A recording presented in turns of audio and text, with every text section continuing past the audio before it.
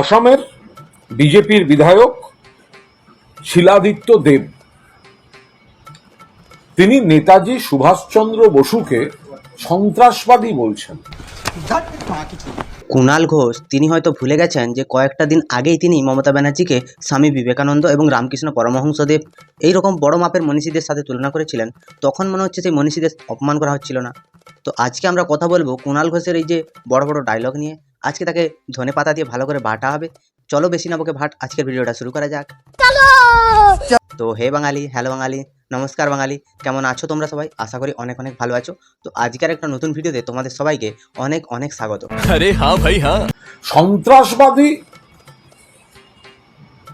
আর স্বাধীনতা সংগ্রামী বিপ্লবী এই শব্দ দুটোর প্রয়োগের প্রেক্ষিতের যে বেসিক তফাৎ সেটা রাখারও প্রয়োজন বলে যদি সত্য না হতো তাহলে নিশ্চয়ই তারা কন্ট্রাডিকশন দিতেন। তো ভারতীয় জনতা পার্টি কি করেছে না করেছে সেটার সম্পর্কে আমরা জানবো না। আমরা আজকে জানবো যে তৃণমূল সরকার কি করেছে। 1993 সাল যখন কংগ্রেসের যুব নেতাদের সিপিএম সরকার গুলি করে মারল মমতা ব্যানার্জির কথায়, তারপরে তিনি কংগ্রেস থেকে বেরিয়ে তৃণমূলের দল করলেন। সেই কংগ্রেসের নেতাদেরকে নিয়ে তিনি বিভিন্ন রকমের আজ পর্যন্ত শহীদ দিবসের নামে বিভিন্ন রকমের কুৎসার রাজনীতি করে চলেছেন। এবং আরও একটা কথা হচ্ছে কি, নেতাজি সুভাষচন্দ্র বোস তিনি হচ্ছেন বর্তমান ওড়িশার রাজ্যের অন্তর্গত কটক জেলায় তার বাড়ি। বলেছে কথা অসমের বিজেপির কোনো একজন বিধায়ক। সুভাষচন্দ্র বোস হচ্ছে ওড়িশার। মাঝখান থেকে গাঁড় ফাটছে কার? কুণাল ঘোষের।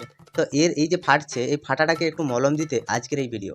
हाय हाय इतना सुकून। উগ্রপন্থী ছিলেন বিপিন চন্দ্র পাল, বিজেপির বিধায়ক বলছেন। ক্ষুদিরাম বোস দ্রোণাচারী এমএলএ 28 নং গোসাইগাঁও সমষ্টি, বিশ্বের সবচেয়ে বড় টেররিস্ট যাকে নাকি ব্রিটিশরা ভয় করত, সে তো বাঙালি ছিলেন, নেতাজি সুভাষচন্দ্র বোস। নেতাজি সুভাষচন্দ্র বোস তীব্র নিন্দা করছি। বলি তোমাদের যে তৃণমূল সরকার, তোমাদের যে সুপ্রিমো মুখ্যমন্ত্রী মমতা ব্যানার্জি, তিনি যে রামচন্দ্র, তিনি যে আমাদের ভগবান, যাকে স্মরণ করে আজকে আমাদের এই জীবনযাপন চলছে। সবাই চাইছে রামের মতো রাজ্য শাসন হোক, সবাই ভালো থাকুক, সবাই সুখে থাকুক, রাম রাজ্য স্থাপন হোক। সেইখানটায় ঈদের একটা সমাবেশে গিয়ে তোমাদের এই মুখ্যমন্ত্রী বলছে বিজেপির এই গন্ধা ধর্মকে মানি না। তো তোমরা যখন একটা পুরাণকে নিয়ে এতটা কুৎসিত মন্তব্য করতে পারো, সে তাহলে করেছে। এখানটায় তোমার এত জ্বালাটা কিসের হচ্ছে ভাই? তুমি যখন চুরি করে জেলে গেছিলে, তোমাকে যখন ম্যাজিস্ট্রেট বলেছিল কারোর সামনে কোনো কথা বলতে না, তুমি তো জোর করে ছুটকে চলে যাচ্ছিলে কথা বলতে। তুমি যখন পুলিশের লাথি খাচ্ছিলে, তখন তোমার মনে পড়েনি আজকে তৃণমূল এত ভালো হয়ে গেল তোমার কাছে? মমতা ব্যানার্জি তোমার মায়ের মতো, তুমি পূজা করো, তুমি বসে থেকো না। বিশ্বের সবচেয়ে বড় টেররিস্ট নেতাজি সুভাষচন্দ্র বোস, কিন্তু ব্রিটিশ বলতো। তো সেদিনের ব্রিটিশ আজকের বিজেপি। সেদিনের ব্রিটিশ যদি আজকের বিজেপি হয়, তাহলে সুভাষচন্দ্র বোসের একমাত্র অধিকার আছে ওড়িশার মানুষের, পশ্চিমবঙ্গে চোর চিটিংবাজ দাঙ্গাবাজ কুণালদের নয়। আজকে নেতাজি সুভাষচন্দ্র বোসকে নিয়ে মমতা ব্যানার্জি থেকে কুণাল ঘোষ থেকে শুরু করে তাদের যত চোর চিটিংবাজ নেতারা আছেন, সবাই মিলে তাকে নিয়ে রাজনীতি করেন। কিন্তু তার অ্যাকচুয়াল অধিকার আছে ওড়িশার মানুষের। ওড়িশার সরকার তার বাড়িটাকে একটা হেরিটেজ সাইট হিসাবে ধরে রেখেছে। তোমরা একটা কথা বলো, ক্ষুদিরাম বোস নিয়ে কথা বলো, তোমরা বহু স্বাধীনতা সংগ্রামকে নিয়ে কথা বলো। কটা স্বাধীনতা সংগ্রামের বাড়িকে তোমরা ভালো করে সরকারি টাকায় গুছিয়ে রেখেছো। মুখে যদি জুতোর বাড়ি মারা হয় তবু একটা নাম বেরোবে না। সবসময় বড় বড় কথার আগে 100 বার ভাববে। রবীন্দ্রনাথের বাড়ি ভেঙে দিয়েছো, ছোট লোকের মতন এখানটায় ক্যামেরার সামনে এসে ইন্টারভিউ দিতে এসছো, লজ্জা শরম কিছুই নেই। মাদারের বাচ্চা। বাংলা বাঙালি সম্পর্কে এই ধারণা, এই ভাষা, অত্যাচারের প্রতিবাদ সামলাতে ক্ষুদিরাম বসুর নাম ব্যবহার করছেন, আর আপনার দলের এমএলএ তাকে টেররিস্ট বলছেন। ওদের স্বাধীনতা সংগ্রামে কোনো ভূমিকা ছিল না, কিন্তু বাংলার বাঙালি স্বাধীনতা সংগ্রামে ভূমিকা ছিল। বলছি কুণাল বাবু, আমাদের এখন যেখানটায় যাবেন আপনি, সেখানটায় বড় বড় প্যান্ডেলে হোর্ডিং পাবেন মমতা ব্যানার্জি তার অনুপ্রেরণায় এটা তৈরি হলো, ওটা তৈরি হলো। একটা বাথরুমও যদি তৈরি হয় তখনও মমতা ব্যানার্জির অনুপ্রেরণায় সেটা তৈরি হয়। পেট্রোল পাম্পে যাবেন, মমতা ব্যানার্জির অনুপ্রেরণা। তো আমি একটা কথা বলতে চাইছি তোমাদের কাছে, আমার জানার খুব ইচ্ছে। সেটা হচ্ছে কি, যে যা কিছু পশ্চিমবঙ্গে হয়েছে সব কি মমতা ব্যানার্জি করেছেন? আর ভোট এলেই উনার কি করে 100% কাজ হয়ে যায় সেটা আমরা দেখতেও পাই না আর বুঝতেও পাই না। আজকে পশ্চিমবঙ্গটাকে শেষ করার পেছনে তোমাদের মুখ্যমন্ত্রীর হাত সব থেকে বেশি গুরুত্বপূর্ণ। তো পশ্চিমবঙ্গবাসীকে কেন বাইরের রাজ্যগুলো হিংসে করছে, ঘৃণা করছে? হচ্ছে। পুরো ভারতবর্ষে কি বিজেপির সরকার আছে যে একটা রাজ্যকে নিয়ে শুধুমাত্র হিংসা করবে? তো তোমাদের মুখ্যমন্ত্রী চোর চিটিংবাজ দাঙ্গাবাজ, তো তার দাঙ্গা নিয়ে যদি কেউ কোনো কথা বলেছে তোমাদের এত ফাটছে কেন? বা আজকে বাঙালিকে ভিন রাজ্যে গিয়ে হেনস্থা কেন হতে হচ্ছে সেটাও তোমরা ভালো করে জানো। তোমরা চুরি করছো, তোমরা দাঙ্গা করছো, সেটা অন্যান্য রাজ্যের লোকেরা দেখছে, তারা কেন থাকতে দেবে? এগুলো আগে বলো, তারপরে অন্য কথায় আসি। বাংলার আরেকটি তার রহস্য মৃত্যু, অস্বাভাবিক মৃত্যু, ক্ষতবিক্ষত দেহ। অভিযোগ উঠেছে বাংলা ভাষী বলে স্বাভাবিক মৃত্যু, রহস্য মৃত্যু তো তদন্ত চাই, এখন দুর্ঘটনা বলে চালিয়ে দিলে হবে? গত জুলাই মাসে পুরো মাসটাতে 4টে তৃণমূলের নেতা খুন হয়েছে, এবং সেই যে তৃণমূল নেতাগুলো মারা গেছে প্রত্যেকটা নেতাকে তাদের অন্য দলের লোকেরা মেরেছে, মানে এ টিম বি টিমের নেতাদেরকে মেরেছে। তো এখানটায় কুণালবাবু কোনোদিন একটা এসে বলেননি যে দোষীদেরকে শাস্তি দিতে হবে। তাহলে বাংলা ভাষী বলে তাকেও তাহলে মেরেছে। পশ্চিমবঙ্গের ভেতরেই তো তাহলে দুই বাংলা ভাষীর মধ্যে বিরোধ আছে, তো সেই রাজ্যে গিয়ে যে বাঙালিরা মেরে আসেনি তার কি প্রমাণ আছে? বা কুণালবাবু তাকে মারেনি তার কি প্রমাণ আছে? আজকে তামান্না, সে যখন তোমাদের এই ভোটের বিজয় মিছিলে মারা গেছিল, তুমি বলেছিলে অত্যন্ত দুঃখজনক, অত্যন্ত বেদনাদায়ক, অত্যন্ত দুর্ভাগ্যজনক ঘটনা। তারপরে আজকে 1 মাস হতে যায়, তার খুনিদেরকে এখনো পর্যন্ত ধরা গেল না। মাত্র 3 জনকে ধরলে, 23 জনের বিরুদ্ধে এফআইআর ছিল। কথাই বলছি। আর তোমাদের এই যে সমাজ ব্যবস্থা, তোমাদের যে আইন ব্যবস্থা, তৃণমূল তো চোর চিটিংবাজের দল। পশ্চিমবঙ্গের সব মানুষকে চিটিংবাজ তৈরি করতে চাইছে, তো তারা ভিন রাজ্যে গিয়ে মার খাবে না কি হবে? যদি তাকে যদি এরকম ছিন্ন ভিন্নভাবে কেটে খুন করেছে, সে তার বিরুদ্ধে অন্য কিছু অভিযোগ থাকতে পারে, বা তার কোনো রকম কোনো অন্য কারোর সাথে শত্রুতা থাকতেই পারে। তুমি বলছো বাংলা ভাষী বলে মেরে দিল। मुझे मारो मारो नहीं ये मजाक हो रहा है एक सेकंड यार मजाक हो रहा है আর বাংলা বাঙালির বিরুদ্ধে যে ভয়ঙ্কর ষড়যন্ত্র চলছে ভারতীয় জনতা পার্টির, মমতা বন্দ্যোপাধ্যায় মাননীয় মুখ্যমন্ত্রীর নেতৃত্বে, আমরা এর বিরুদ্ধে বাংলা জুড়ে আন্দোলন হবে। তাহলে কি ছেঁড়াটা হবে? শুধু যদি বাংলা জুড়ে আন্দোলন হবে, তাহলে তোমরা কিটা ছেড়ে নেবে? বাংলার ভেতরে তোমরা আন্দোলন করলে বাইরের রাজ্যের কি ক্ষতি হয়ে যাবে? সব সময় মানুষকে মিথ্যা বুঝিয়ে, মিথ্যা আশ্বাস দিয়ে, মানুষের সময় নষ্ট করে, মানুষের টাকা নষ্ট করে তোমরা ফুর্তিতে থাকবে, তোমরা মজায় থাকবে, মানুষ সারা জীবন খেটে মরবে। তাহলে কুণালবাবু আমাকে একটা কথা বলুন তো, যে আজকে তোমরা যে আন্দোলন করছো, তোমরা বাঙালি ভাষী মানুষদের জন্য এত ভাবছো, তোমরা নিজেদের গাঁটের টাকা খরচা করে ওই লোকটাকে দিয়ে ওই পুলিশের বিরুদ্ধে অভিযোগ দায়ের করো না। তোমরা সুপ্রিম কোর্টে যাও না, একবারও পর্যন্ত তোমরা সুপ্রিম কোর্টে যাচ্ছ না। কেন যাচ্ছ না? তোমাদের একটা পিঁপড়ে মরে গেলে তোমরা সেটা যদি নিয়ে কেস হয়, হাইকোর্ট যদি বলে হ্যাঁ তৃণমূলের নেতা মেরেছে, তাহলে সেটা নিয়ে মুখ্যমন্ত্রী কোটি কোটি টাকা খরচা করে কপিল সিব্বলের মতো উকিল নিয়ে গিয়ে ওখানটায় সুপ্রিম কোর্টে মামলা লড়ছো, তখন টাকা বেরিয়ে যাচ্ছে। আজকে পরিযায়ী শ্রমিকরা এত খাটছে, তারা আমাদের পশ্চিমবঙ্গের অর্থনীতিটাকে একটু হলেও সচল করে রেখেছে, তাদের উপরে অত্যাচার হচ্ছে। তোমাদের মুখ্যমন্ত্রী শুধু বাংলার ভেতরেই ঘুরছে, দিল্লি গিয়ে কেন আন্দোলন করছে না, বা সুপ্রিম কোর্টে কেন পিটিশন করছে না যে আমাদের পশ্চিমবঙ্গের ওপরে অত্যাচার হচ্ছে? এত দরদি মুখ্যমন্ত্রী, তোমার এত দরদ বাংলার মানুষদের প্রতি, ভাষার প্রতি, তো তুমি কেন যাচ্ছ না বলো? না, সুরাটেও একই জিনিস, যে তার পরিবারকে হ্যারাস করা হচ্ছে। জীবনের ঝুঁকি নিয়ে কার্গিল লড়াই করেছিলেন, তার পরিবারকে, এটা হচ্ছেটা কি? এটা সেটাই হচ্ছে যে তৃণমূলের কোনো একজন নেতার বিরুদ্ধে কোনো কিছু যদি বলে থাকে অভয়ের বাবা, তাহলে সে বিজেপির লোক হয়ে যাচ্ছে। তামান্নার মা যদি তার মেয়ের খুনিদের বিচার চায়, তখন সে সিপিএমের লোক হয়ে যাচ্ছে। যখন অন্য কোনো একটা দলের কোনো নেতা মারা যায় বা তাদের কোনো ছেলে মেয়ে হারিয়ে যায়, যদি তৃণমূল নেতাদের তাদের বিরুদ্ধে দোষ বেরোয়, তাহলে সে বিজেপির লোক হয়ে যায়, সিপিএম কংগ্রেসের লোক হয়ে যায়। কিন্তু বর্তমানে শাসক দল, বর্তমানে যে শাসক দল, তাদের এই অত্যাচার বাইরের আমাদের রাজ্যগুলো দেখছে, তারাও ঠিক আমাদের সাথে এরকম করছে। আর তোমরা যে বলছো পশ্চিমবঙ্গে নাকি অনেক পরিযায়ী শ্রমিক আছে, বলি তাদেরকে বার করে দাও। সেই শ্রমিকগুলোকে বার করে তোমার যে স্কিল ডেভেলপমেন্ট করেছো তোমরা মজুরদের, তাদেরকে সেই সব কাজে লাগাও। কি অসুবিধে?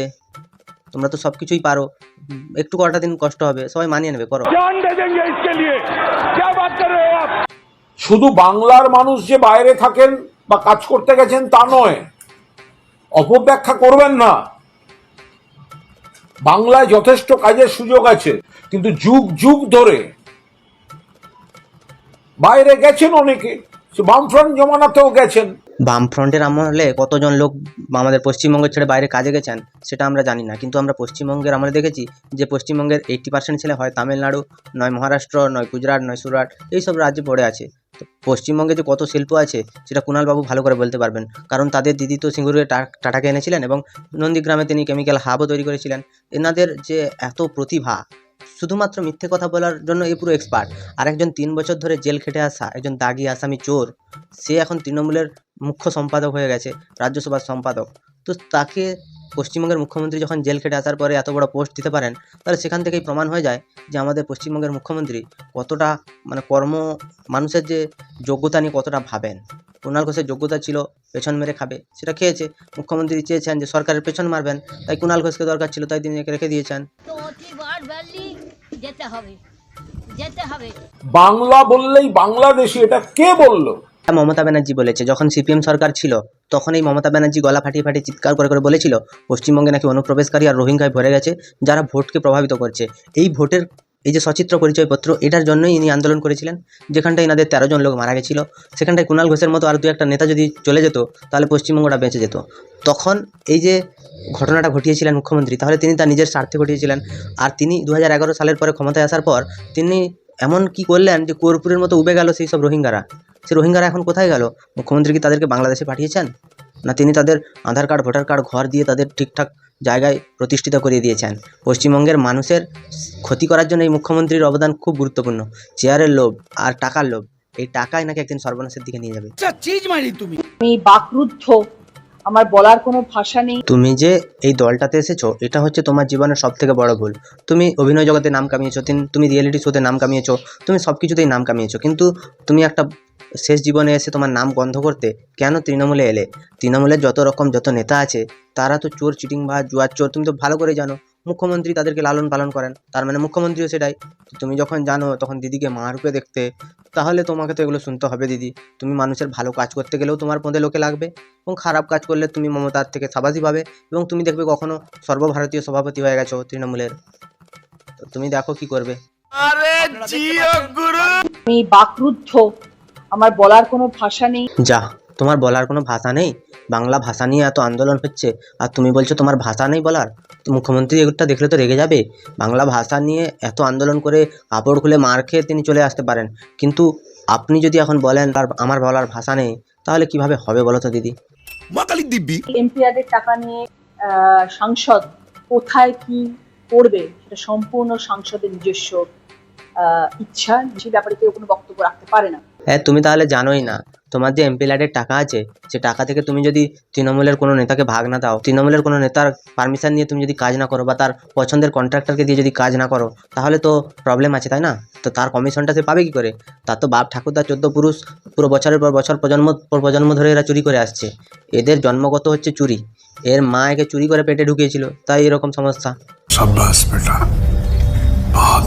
স্কুলের বাচ্চারা, স্কুলের শিক্ষারা আমাদের কাছে পরম শ্রদ্ধেয় এবং পূজনীয়। তাদের সামনে এসে স্কুলে চিৎকার চেঁচামেচি করা, প্রধান শিক্ষিকাকে ডেকে এরকম চিৎকার চেঁচামেচি করা এবং গালিগালাজ করা, এটা খুব একটা গ্রহণযোগ্য নয়। সেই জন্যই তো মুখ্যমন্ত্রী মমতা ব্যানার্জি 8,000 শিক্ষককে বাঁচাতে গিয়ে পুরো 26,000 শিক্ষককে রাস্তায় নামিয়ে দিয়েছে, তাদের ইজ্জত লুট করেছে এবং তাদের সংসারে বিপর্যয় ডেকে এনেছে। তো তারা পূজনীয় হবে না আর কি হবে বলো? তোমাদের যে রুচিগত এবং তোমাদের যে ভাষাগত শিক্ষা, সেগুলো মুখ্যমন্ত্রী মমতা ব্যানার্জি নবান্নে তোমাদের ট্রেনিং দিয়ে পাঠিয়েছে, আর তোমরা এসে এখানটায় সেগুলো পুরো উগড়ে দিচ্ছ, আমরা সব জানি। যে আগামী দিনেও আমি স্মার্ট ক্লাসরুম করবো চুচুড়া রুটে এসে। তুমি যে এই কথাটা বললে, সন্ধ্যাবেলা অভিষেক ব্যানার্জির ফোন আসবে তোমার কাছে যে তুমি কোন সাহসে ওখানে গেছো এবং ওই যে চোর চিটিং বাসটাকে জিজ্ঞাসা করেনি, কারণ এই সব কিছুর মাথা তো উনি সাইলেন্ট থাকেন। আমরা জানি যে চোরের মায়ের বড় গলা হয়, কিন্তু এখন ব্যাপারটা উল্টো, এখন কলিযুগ, এখন চোরের মা পুরো শান্ত থাকে। তাই অভিষেক ব্যানার্জি শান্ত অবস্থায় আপনাকে এমনভাবে একটা ধাক্কা দেবে যেটা আপনি সহ্য করতে পারবেন না, মিলিয়ে নেবেন। আমি এ ব্যাপারে কোনো কথা বলবো না। তুমি বলবে না, তোমার বাপ বলতে বাধ্য। শালা 3 কাল গিয়ে 1 কালে ঠেকেছে, তুমি কোনো কথা বলবে না? চুরি করার জন্য সবাইকে গিয়ে ধমকাচ্ছ, তোমাদের তৃণমূল নেত্রী দেখছে, তাকে যদি ভাগ না দেবে তোমার বিধায়ক পদ কেড়ে নেবে, তুমি জানো না? লিখিতভাবে থানায় জমা দিতে বলুন। তার মানে থানার পুলিশকে তুমি আগে থেকে কিনে রেখেছ?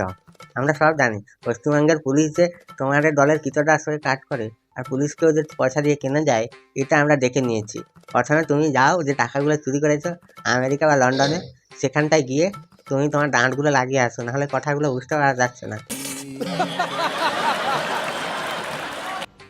এটা ওর মনোভাবও বলেছে, আমি এ ব্যাপারে কিছু বলবো না। এমপি যা খুশি বলুক, আমি এমপি আমার দলের, আমি তাকে নিয়ে কোনো কথা বলবো না। তা তো পড়েই গেছো, এখন আর বললেও কি হবে? বললেই পদে লাথি খাবে, তৃণমূলে থাকতে পারবে না, চুরি বন্ধ হয়ে যাবে।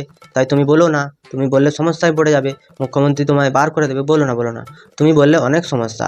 পশ্চিমবঙ্গে ধীরে ধীরে যে তাদের বিধায়ক এবং তাদের যে দলের ভেতরের যে নিজেদের মধ্যে পদ মারামারি, এটা আস্তে আস্তে বেরিয়ে আসছে, সেটা দেখে আমাদের খুব আনন্দ লাগছে। আর পশ্চিমবঙ্গের মানুষও বোঝা উচিত যে এই দলটা চুরি করার জন্য কতটা নিচে নামতে পারে। পশ্চিমবঙ্গে ছোটো ছোটো বাচ্চা ছেলে মেয়েদের প্লেটের যে খাবার এরা ছাড়িয়ে নিতে পারে, বাদ বাকি স্মার্ট ক্লাসরুম, তো ওটা তো অনেক ছোটোখাটো জিনিস। তো ছোটোখাটো ছেলেমেয়েদের খিচুড়ি স্কুলে ডিম চুরি করে খেয়ে নিচ্ছে তৃণমূলের পঞ্চায়েত, এটা তো সামান্য। সাথে আমার বাল ছেঁড়া গেল। তোমাদের কি মতামত তোমরা আমায় একটু কমেন্টে জানাও। যদি ভিডিওটা ভালো লাগে তাহলে লাইক করো, কমেন্ট করো, শেয়ার করো এবং সাবস্ক্রাইব করো। পাশে থাকা বেল আইকনটা প্রেস করতে একদম ভুলবে না। ভালো থেকো, সুস্থ থেকো, সাবধানে থেকো আর দেখতে থাকো বাংলার কোণে ঘর।